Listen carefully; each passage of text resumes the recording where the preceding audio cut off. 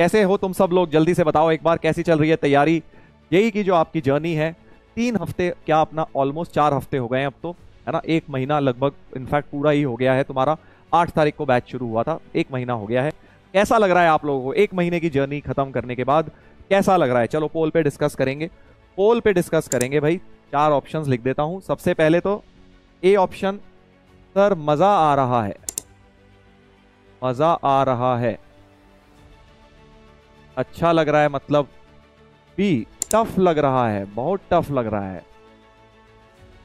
C option, demotivated, demotivated लग रहा है। और डी ऑप्शन, कहां फंस गए सर, कहां फंस गए, इतनी मुश्किल कैसे करूंगा सर, क्या होगा मेरा, कहां फंस गए, जेई की तैयारी, गलत डिसीजन तो नहीं ले लिया कहीं? चलो जल्दी से बताएं एक बार पोल पे क्या लगता है आप लोगों को। देखते हैं, देखते हैं।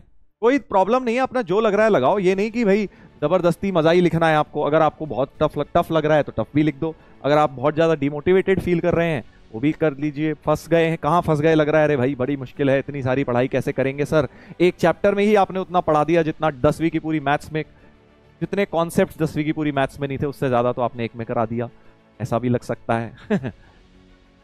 ठीक है, देखते हैं, देखते हैं भाई क्या बोलते हैं। मोस्टली लोग ए अभी बोल रहे हैं, आई थिंक। हाँ, ए अभी बोल रहे हैं, ऐसा मुझे लग रहा है, मेरा उम्मीद है। चलो अपनी उम्मीद बताऊं।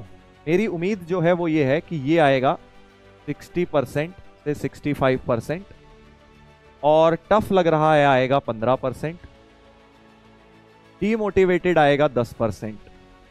ठीक है, बाकी 1-2% का एरर तो तुम्हारे कहां फंस गया में आ जाएगा। ये 70% आएगा रैदर। चलो देखते हैं, लेट्स सी। ओहो हो, थोड़ा सा गलत हो गया, मेरी तुक्केबाजी थोड़ी गलत हो गई। एक्चुअली इसके 5% इस पे चले गए और इसके भी 5% इस पर चले गए। चलिए, तो 80%, 81% लोगों को मजा आ रहा है।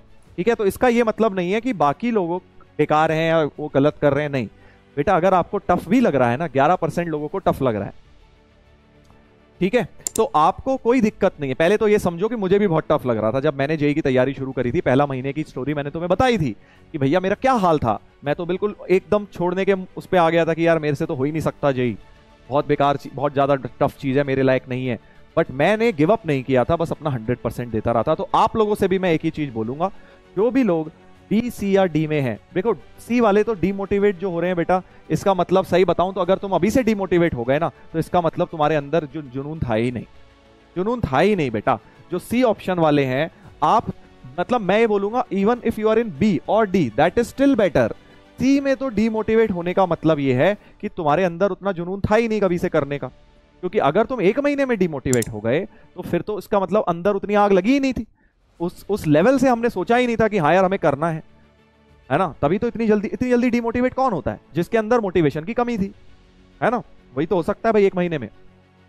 खुद ही बताओ, खुद ही बताओ।